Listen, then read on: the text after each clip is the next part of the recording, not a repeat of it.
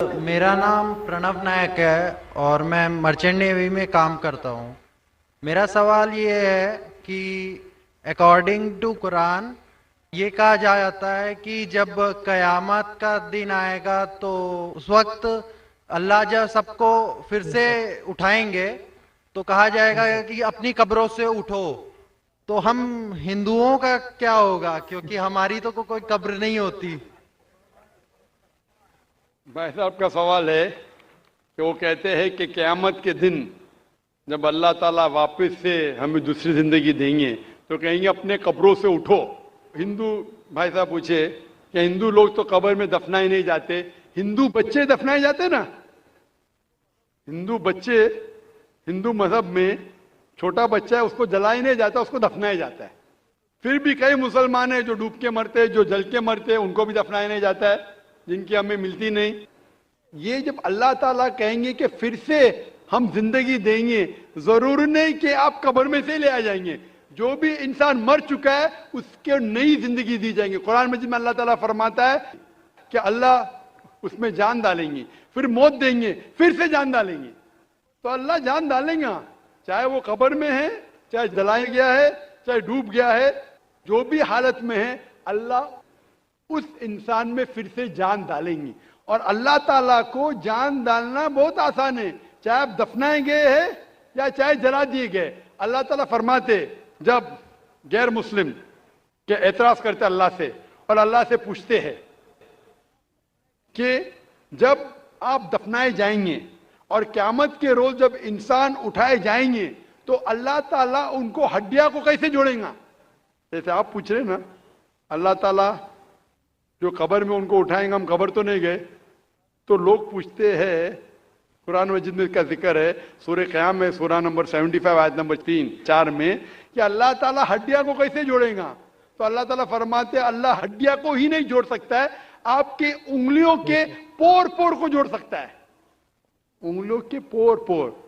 आप सोचते हो अल्लाह ताला क्यों कहता है क्या उंगलियों के पोर पोर को जोड़ सकता है। आज की साइंस ये कहती है, सर फ्रांसिस गोल्टिन एक साइंटिस्ट है जो सन 1880 में एक डिस्कवरी किए कि फिंगर प्रिंटिंग मेथड के दो इंसान करोड़ों लोगों में भी उनके फिंगरप्रिंट यकसा नहीं हो सकते।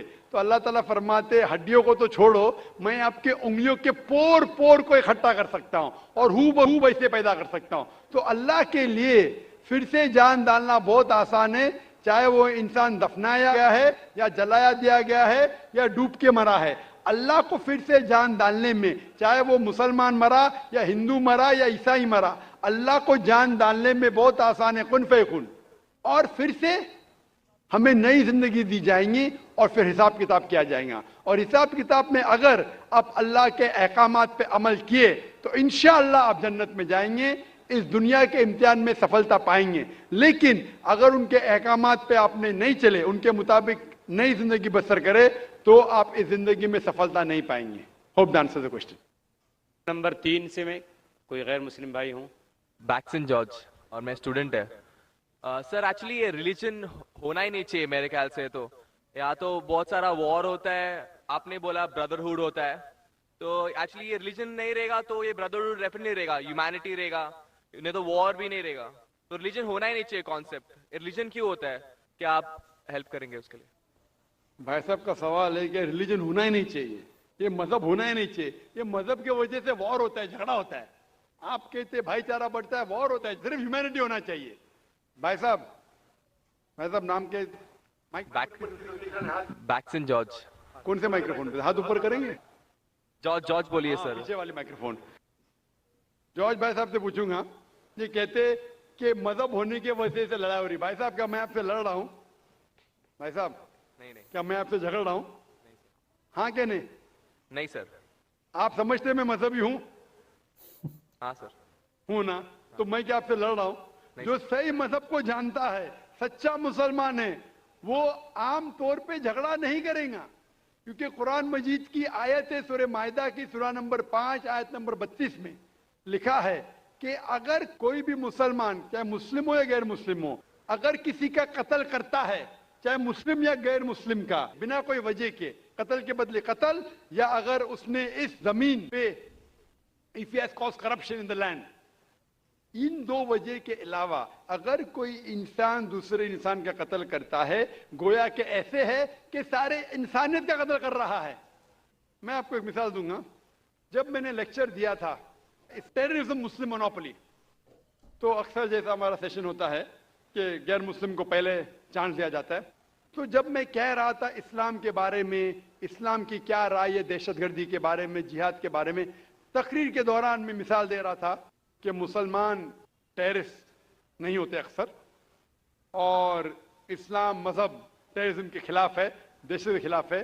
सवाल जवाब के मौके पे एक हिंदू ने मुझसे सवाल पूछा कि जाकिर भाई, जो गुजरात में हुआ, जो मुसलमानों के साथ जो गलत हुआ, जो मुसलमान औरत के साथ बलात्कार हुआ, अगर मैं होता तो मैं भी हिंदुओं को यहां चुन चुन के मारता था।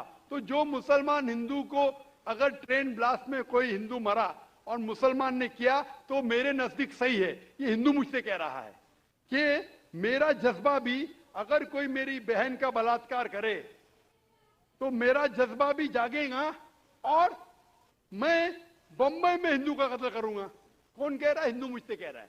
तो मैं उसको जवाब देता हूं, भाई साहब आप बिल्कुल सही कहते हैं। आम इंसान यही सोचेगा, आम इंसान यही सोचेगा, और आप आम इंसान जैसे सोच रहे हैं, और सब पब्लिक में तालियां बज रही थी। लेकिन मैं आम इंसान नहीं हूं, मैं मुसलमान हूं।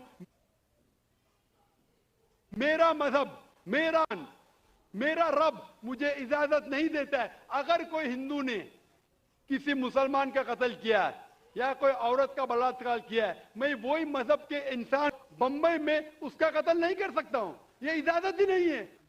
अगर मैं शायद मुसलमान नहीं होता तो मैं कहता था हाँ वो हिंदू से आप सही कह रहे हैं। मेरा मजहब मुझे इजाजत देता ही नहीं, ये आपकी इंसानियत है जो कह रही है। मुसलमान होने के लिए इंसान होना फर्ज है, लेकिन इस्लाम इंसानियत से ऊंचा है। क्योंकि मैं मुस्लिम हूं, कितना भी जज्बा मुझ में होगा, लेकिन मैं मेरे रब, मेरे खालिक, मेरे अल्लाह सुब्हाना व तआला के हुक्म के खिलाफ नहीं जा सकता। जो शख्स ने कोई मुस्लिम औरत का बलात्कार किया उसको पकड़ो और उसको पुलिस के हवाले करो, पकड़ के सजा दो, लेकिन दूसरे इंसान को वही मजहब के अगर मैं कत्ल करूंगा, ये बिल्कुल इस्लाफ है। आप सोचिए, हिंदू के रिश्तेदार सोचने लगेंगे ना, ये कैसा मुसलमान, कैसा इस्लाम मजहब है। मेरे भाई ने क्या गलती किया था कि उसका कत्ल हुआ? मजहब नहीं सिखाता आपस में बैर रखना। हिंदी है, वतन है, हिंदुस्तान हमारा। आप जो कह रहे इंसानियत का सबक जो कह रहे हैं आप, इंसानियत अच्छी चीज है, लेकिन इस्लाम इंसानियत से ऊपर है। इस्लाम इंसानियत से और ऊंचा है।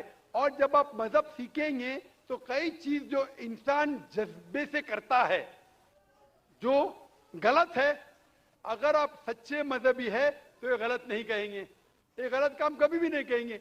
जो लोग मजहब के नाम पे गलत काम करते हैं उनको दोषी ठहराइए, मैं आपके साथ हूं। लेकिन कहना कि मजहब के वजह से ये दंगे फसाद होते हैं और जंग होती है, बिल्कुल गलत। मैं पूछना चाहता हूं, आप हिस्ट्री में पढ़िए, हिस्ट्री में पढ़िए अशोका ने जब लाखों लोग का कत्ल किया, कौन से मजहब का था वो? कौन से मजहब का था? उसका मजहब ही नहीं था। जितने लोग अक्सर कत्ल करते वो नाम के लिए होंगे, क्रिश्चियन या बुद्धिस्ट या कोई मुस्लिम होगा, लेकिन वो मजहब को फॉलो ही नहीं करते। आप तारीख में देखिए, आप तारीख अगर देखेंगे, मैं पूछना चाहता हूं कि जितने कत्ल आज हो रहे हैं, जितने कत्ल आप देखते हैं कि ये कत्ल क्यों हो रहे? अमेरिका अफगानिस्तान पे हमला क्यों किया? क्यों किया? मजहब के लिए। क्यों किया? दुनिया जानती है, ओपन सीक्रेट, तेल के लिए। इराक में घुसी क्यों? मजहब के लिए। करोड़ों का कत्ल किया, क्यों किया? मजहब के लिए।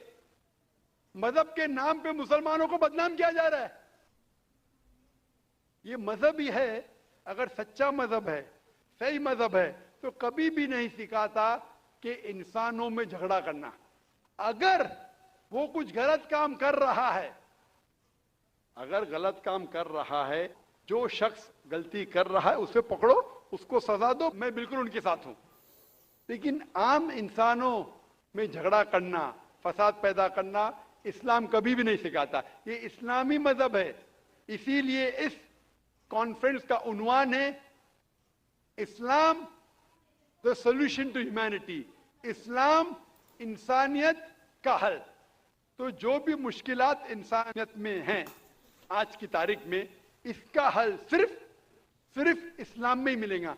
आप मुझे बताओ कुरान की कौन सी आयत कहती है कि बिना वजह किसी इंसान का कत्ल करना चाहिए? आप कुरान का हवाला दो, मैं आपकी बात को मान लूंगा। आप सिर्फ मीडिया के जरिए जो मीडिया गलतफहमी फैला रही है इस्लाम के खिलाफ, उसकी बुनियाद पे कहने लगेंगे कि मजहब के वजह से ये दंगे फसाद होते हैं या मजहब के वजह से लोग कत्ल करें एक दूसरे का। ये बिल्कुल बेबुनियाद है। मैं पूछूंगा कुल हाथु बुरहानुकुम इन कुंतुम सादिकीन, आप अपना सबूत पेश करो अगर आप सच्चे हो। क्या hope that answers the question.